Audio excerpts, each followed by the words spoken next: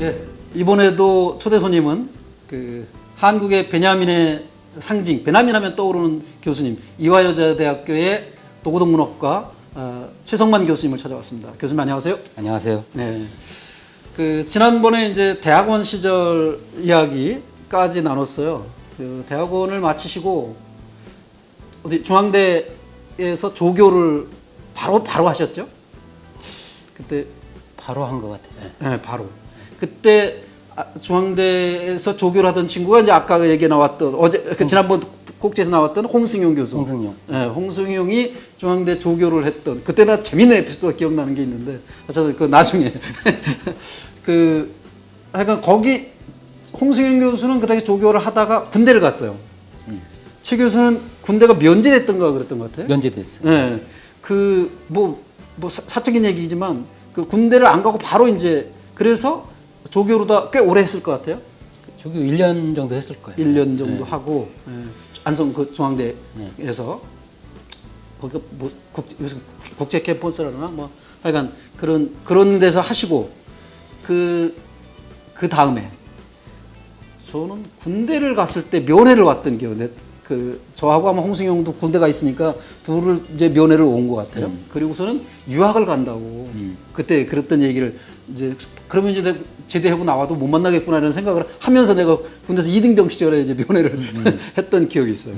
그 조교 시절과 그 유학 가기 때까지의 뭔 일이 있었어요 그동안 어떻게 지냈어요? 홍승용이 군대를 가기 전에 조교를 했었죠. 중앙대 안성분교.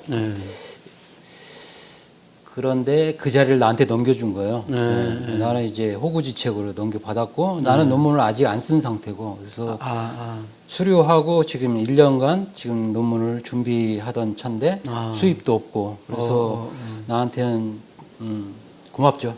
친구가 그걸 넘겨주고 근데 그 조건이 있었어요. 철학의 사회적 기능이라고 호르카이머 책인데 그 당시 그 안성분교 학과장이었던 조창석 선생님 속독 교재였어요. 속독 교재. 근데 그 정말 비판 이론이 중요한 책이잖아요. 그거를 1차로 번역을 하고 이제 교정이랄까 그런 작업을 하는 조건으로. 그러니까 그거는 그 당시 관행이었는데 그 조창섭 선생님 이름으로 나왔죠. 이름으로 출판은 되고. 내가 이제 그 작업을 이 친구는 홍승용이 그걸 다 마무리 못하고 이제 갔으니까 대신에 일단 나가고 갔는데 그거를 이제 검토하는 작업을 하는 조건으로 이제 나를 추천하고 이렇게 됐어요. 자연스럽게 그 호르카이머 공부도 되고 그다음에 돈벌이도 되고 그래서 거기서 1년간 근무하면서 이제 끝자락에 그 기숙사에 내가 그 아마 있으면서 먹고 자면서 거기서 논문을 완성한 것 같아요. 베냐민 논문. 그래서 그런 관계고 호르카이머 책은 거의 번역된 게 없어가지고 생소하죠. 그 전문 용어들도 막 그러면 막 정말 온갖 상상을 또 동원해서 자료도 찾고 뭐 사전도 찾지만 이걸 뭐라고 번역해야 될지 하는 용어들 차이가 있을 거 아니에요. 우리가 이제 그쪽 방향으로 공부는 스터디는 해왔으니까 그게 전혀 생소한 건 아닌데 그런 것들이 그러니까 생계를 해결해 가면서 그런 작업들을 하잖아요. 그러니까 내 논문하고 직접 관련은 없지만 하지만 송승용 같으면 많이 활용했을 것 같아요. 그 친구는 모든 그 아르바이트 그런 자료를 자기 논문에다가 활용하는데 아주 비상한 능력이 있는 친구였고 그 나는 이제 그 공부하는 데 도움이 됐고 비판 이론. 그 나중에 그러니까 제가 베냐민을 전공하게 된 것은 지난 시간에 이야기했듯이 홍승용이 아도론을 선점한 바람에 나는 울며 겨자 먹기로 난 베냐민 할래 해가지고 맡게 되는데 그래서 그 연구를 하게 되고 공부를 하고 그렇게 해서 논문도 쓰고 그 뒤에 역사는 이제 달라졌죠. 아도론은 좀 시들해졌는데 베냐민 르네상스란 말이 있듯이 계속해서 뜨고 오늘날까지도 핫한 그 이론가로서 전 세계적으로 영향을 미쳤죠. 홍승용이를 피해간 게 오히려 잘했어요. 홍승용이 아도론을 선점한 바람에 나한테는 이득이 된 거죠. 결과적으로 인생은 알 수 없어요. 끝까지 살아봐야지. 그래. 그 친구는 박사 논문을 루카치로 했을 거예요. 네, 루카치로 했죠. 그때도 독일에 내가 유학 가 있을 때 그 자료들 붙여주고 그랬죠. 근데 내가 독일을 선택할 수밖에 없는 것은 누구는 이제 많이 충고를 했어요. 석사 마치고 박사과정 들어가라. 그리고 다니면서 자리 잡고 나중에 유학 가든 말든 일단은 자리 잡는 게 중요하기 때문에. 근데 나는 어떻게 생각했냐면 일종의 차별인데 공대 출신이잖아. 그리고 같은 그 동기라 할지라도 인문대 동문과 출신이냐, 뭐 사범대 도곡과 출신이냐 그런 타대학 출신 선생님들하고 이렇게 끈끈한 유대가 있는데 나는 일종의 어떻게 말하면 좋을까? 육도품? 성골도 아니고 진골도 아니고 육도품. 서울대는 지금도 그런 그 서열주의가 강고하잖아요. 그래서 나는 쉽지 않겠다. 직감했고 그보다 더 중요한 것은 내가 학부에서 동문학을 전공하지 않았다는 그 뭐랄까 비난, 그 험담이 계속 평생 따라다닐 것 같다. 그래서 나도 보여주겠다. 본토로 가서 공부하고. 네, 정식으로 해가지고 박사학위 따오면 니들이 뭐 할 말이 없잖아. 그렇지 않고 서울대나 이런 데서 계속 석박사를 했으면 제 걔는 결함이 있는 애. 학부를 동문학 안 한 애야. 석박사는 했는지 모르지만 계속 이런 식으로 사람들이 말을 할 거고 그리고 제대로 공부를 처음부터 해보자 이런 생각. 그래서 복합적인 이런 원인들이 작용해가지고 결심을 했고 운 좋게 독일 학술교류처 장관을 받았죠. 대하대. 그 대하대라는 거. 그렇죠. 그래서 결혼하고 아주 힘든 상황이었는데 그 전에 안성분교에서 조교 마치고 이제 논문도 이제 마치고 그래서 석사학위를 받고 한 2년간 고려대학교 교양도거실에서 근무했어요. 그때 고려대에서는 자기들 출신을 당연히 강사로 쓰는데 독일어 강사죠. 근데 그때 부족했던 것 같아. 그래서 서울대하고 연결돼 가지고 그 자리가 나온 거예요. 그래서 네 학기를 거기서 독일을 가르치면서 벌이를 했죠. 그러면서 이제 번역 같은 거 했죠. 아놀드 하우즈에서 예술의 사회학 이런 거. 반성환 선생님이 계셨는데 한양대 지금은 은퇴하셨고 그 선생님이 저의 멘토랄까 아주 큰 역할을 했죠. 같이 번역한 책도 있죠. 그러니까 그 선생님 이름으로 나왔지만 제가 옆에서 조금 도와드렸죠. 알테오 벤야민의 문예 이론 민음사에서 나온 거. 최성만 이름도 같이 나오지 않았어요? 그렇지 않았어요. 나중에도 내가 이름 본 것 같아서 지금. 아니 거기 그 같이 번역하고 있다는 것만 알아서. 역자의 말에조차 내 이름이 안 들어서 좀 섭섭해. 그랬어. 그랬어요. 어쨌든 그것도 일종의 호구지책이었죠. 그래서 원고료를 그 선생님한테서 받았죠. 내가 번역한 부분은 이렇게 해주고. 그래서 그런 식으로 공부도 하고 생계도 해결하고 그러면서 이제 제대로 된 공부를 박사 공부를 하자. 이렇게 모색하는 암울한 희망이 있는 하지만 그런 시기를 석사 논문 끝내고 이제 보냈죠. 그래서 운이 따른 것 같아요.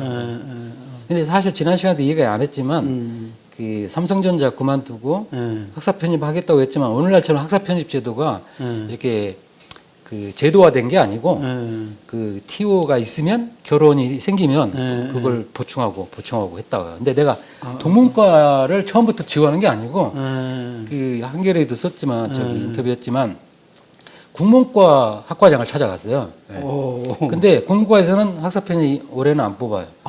그래서 그 다음에 찾아간 데가 불문과였어요. 왜냐하면 나는 프랑스 소설 그 실존주의 작가들 있잖아요. 앙드레 말로, 사르트르, 뭐 까미, 생텍쥐페리 이런 걸 탐독해서 읽었기 때문에 오히려 동문학은 카프카나 이런 사람들이고 니체 프랑스 쪽을 더 많이 내가 읽었던 것 같아요. 물론 이제 원어가 아니고 우리말 번역이긴 하지만.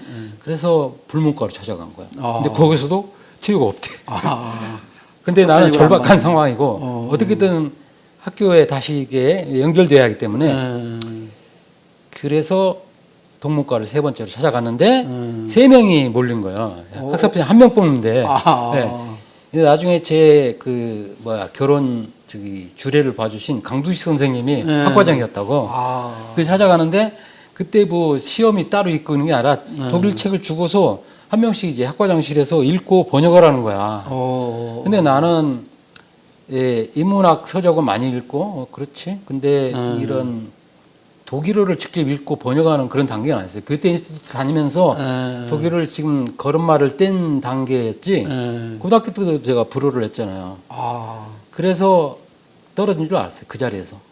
왜냐하면 다른 저 생물학과 출신인가 그 사람은 그레이트 인스티튜트를 오랫동안 다녔고 그냥 나보다 훨씬 날고 기고 뭐 저기 내 위에 있는 거예요. 네, 괴테 인스티튜트는 남산에 있는 독일 문화원. 그렇지, 독일 문화원. 그거의 이제 독일어 표현이 괴테 인스티튜트. 예.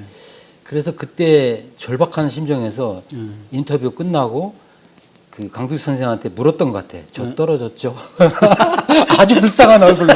근데 그 선생님 성격이 그렇듯이 예, 호탕하게 웃더라고. 껄껄껄껄 웃으면서. 근데 떨어진 건 알았어요. 근데 그래서 한 해 더 재수를 한 거죠. 학사편입 재수를. 그래서 서울대 그 신림동 근처에 하숙집을 얻어가지고 이제 삼성전자에서 돈을 좀 벌어놓은 거 있어요. 그 사원들한테 판 주식이라든지 이런 거. 그때 벌어놓은 돈을 이제 가지고 부모한테 이제 기대지 않으려고. 그래서 거기서 하숙하면서 지내는데 막막하죠. 왜냐하면 동문과에 또 TU가 있을 거라는 거 장담 내년에도 있을 때는 보장이 그렇지. 없고. 근데 1년 선배 김영중 선배가 있었거든요. 고등학교 선배인데요. 그 하숙집에 놀러 오면서 잠깐 이야기하더라고요. 야 성환아, 너 학사 편입 입에 인원이 생길지 안 생길지 모르는데 뭐 그거 그러지 말고 대학원에 직접 한번 도전해보지 그래. 그것이 저한테 충격이 됐어요. 아 그렇구나. 그래서 대학원은 항상 뽑는 거고. 대학원은 학부를 문제 삼지 않거든요. 문제 삼지 않고. 네. 그래서 절에 들어갔어요. 절에 들어가서 한 달 반인가 두 달간 공부를 했죠. 근데 독일어는 쉽게 만회가 안 되고 문희학 공부, 독일 문학사, 그때는 본고사가 있었기 때문에 대학원도 그 준비를 했어요. 그래서 거기서 많은 점수를 땄고 나중에 들리는 바에 의하면 독일어 번역은 그때 사전을 들고 들어가서 번역을 할 수 있게. 그랬나? 그래도 나는 독일어가 그 정도로 되지 않았죠. 그냥 회화에서 잠깐 구텐탁 정도 말하는 정도였지. 그런데 물론 이제 대학원에 들어오고 나서는 열심히 공부해서 엄청나게 이제 빠른 속도로 제가 따라잡았죠. 그래서 절에서 하루 종일 빈둥빈둥 놀면서 그때 이제 고시 준비하는 애들이 많이 있었거든요. 근데 그 하숙비도 싸고 조용하고 그래서 책을 잔뜩 싸들고 들어가가지고 대학원 준비를 한 거예요. 본고사 대비를. 그래서 나중에 들리는 바에 따르면 6명이 본대 출신, 그러니까 서울대 동문과 출신인데 그 중에 2명만 되고 4명은 떨어졌대요. 그거는 선생님들이 이제 그 본과 출신들을 선호하지 않는다는 뜻이죠. 공부하는 사람을 뽑겠다 이런 거죠. 그래서 응징하는 차원에서 떨어뜨린 거예요. 이제 그 덕을 나는 본 거죠 또. 그때 나도 그 덕을 본 거네 그러면. 그러니까. 그때 대학원 육성 정책이 발표되면서 인원도 좀 늘었잖아요. 여러 운이 따랐던 것 같아. 그래서 나는 그때 학사 편입이든 대학원이든 떨어지면 이제 동문학은 끝. 나는 이제 저기 인연이 없나 보다 그러려고 그랬는데 대우전자나 LG 그때 다시 삼성전자 들어가기는 그렇고 삼성 안 받아주겠죠. 거기서 사표 냈기 때문에 그래서 그 경쟁사들로 들어갈 준비를 하고 있었어요. 근데 아까 말했듯이 저기 군대도 변제되고 또 이렇게 대학원 육성 정책이 되면서 인원이 늘어나고 그다음에 그 동문과 선생님들이 또 이렇게 동문과 본과 출신들을 우대하지 않고 이런 분위기, 공부하는 분위기로 그 전까지는 대학원이 고시 준비하는 애들 이렇게 적을 두는 데였어요. 그래서 고시파하고 공부파가 이게 대립하고 있더라고요. 우리 들어갔을 때 기억나는지 모르지만 그래서 나는 공부 쪽으로 그때 그러면서 민주화의 봄을 맞으면서 이론에 대한 갈증, 굶주림이 많았잖아요. 그래서 공부를 시작한 거고. 그래서 그때 생각하면 드라마틱한 시절이었는데 파란만장한. 그때 배수진을 쳤는데 나는 분명히 이게 막막하죠. 뭐 학사 편입도 안 되고 그럼 대학원도 떨어지고 그러면 내가 미련 없이 이제 떠나야지. 나도 먹고 살릴 길 찾아야 하니까. 그래서 되돌아보면 그런 거 있잖아요. 정상에 올랐는데 어떻게 저런 길을 올라왔나. 그렇죠? 네.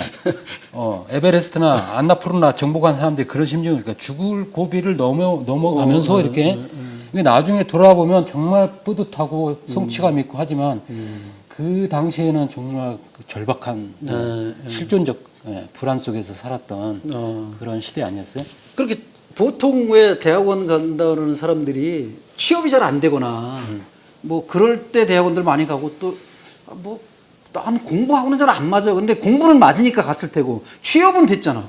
삼성전자면 국내 1위 기업이 취직을 한 건데 미련이 있었어요. 네, 대학원은 공부를 제대로 못했고 또 유학의 꿈도 갖고 있었기 때문에 공부다운 공부를 하고 싶었고 그래서 그 다음에 이제 그러니까 삼성전자 들어갔을 때 첫날에 그 사표 그 서식을 찾아가지고요.